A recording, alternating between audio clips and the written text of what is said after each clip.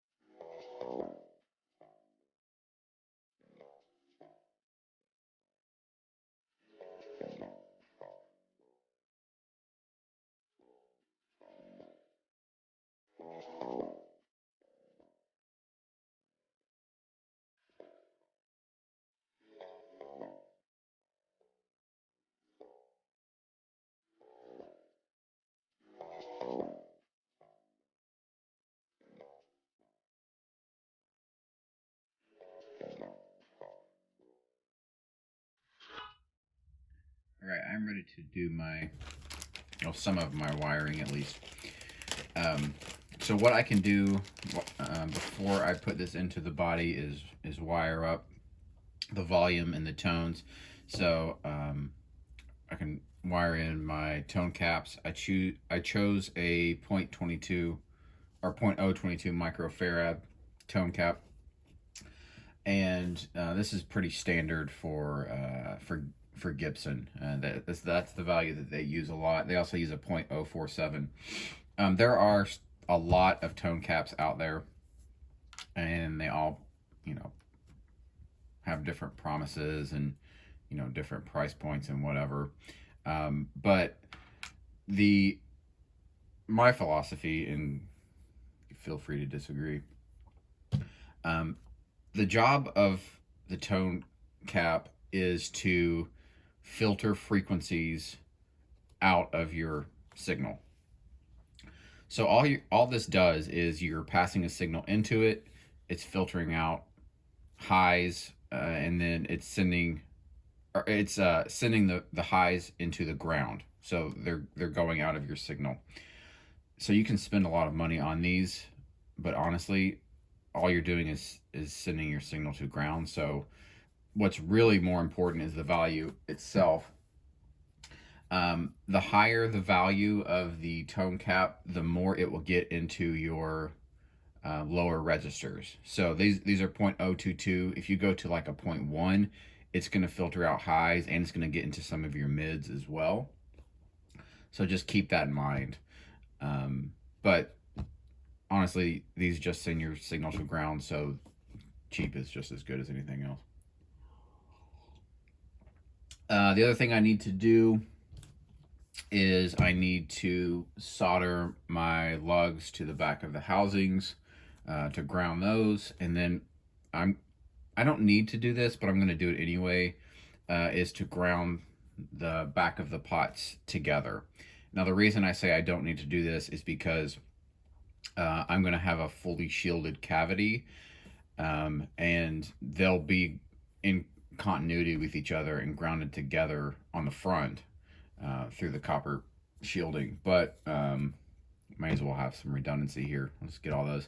So I'm gonna flow some solder into these points, get the tone caps in place, and then get the ground wires run.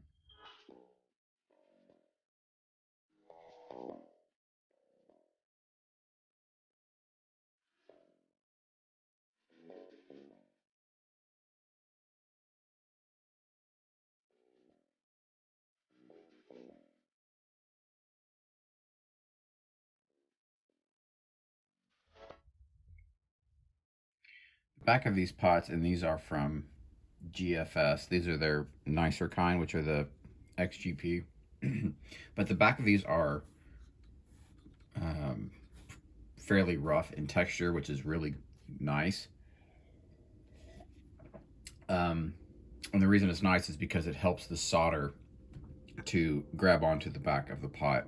If you get a potentiometer and it's just mirror smooth, trying to get solder to stick to that is a huge pain.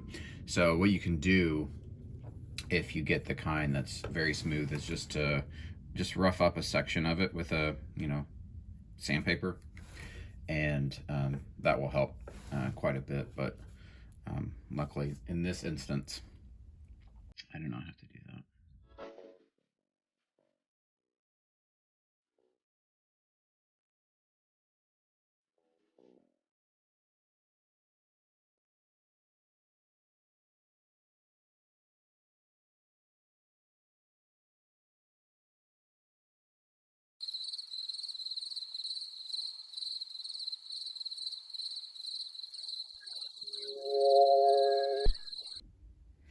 One tip I'll give you, if you're ever soldering outside of your guitar or off the pick guard or whatever, um, you can make a template, which is what I have done here, for the pick guard holes. And this is just a piece of cardboard, I think from like a cereal box. And you just lay that onto your pick guard, trace the holes in, then punch them out. And this will give you, basically you can just drop this into your pick guard when you're done. You do want to leave a little bit of wiggle room for moving the pieces around in parts once you get in there. So don't solder anything too tight. But this is helpful if you're doing a fresh solder or a fresh wiring outside of a pick guard. And beyond that, I don't recommend soldering into while the components are in a pick guard anyway, just because these get hot. They can get very hot, and pick guards are made of plastic, and you might soften that a little bit and warp it or melt it or whatever.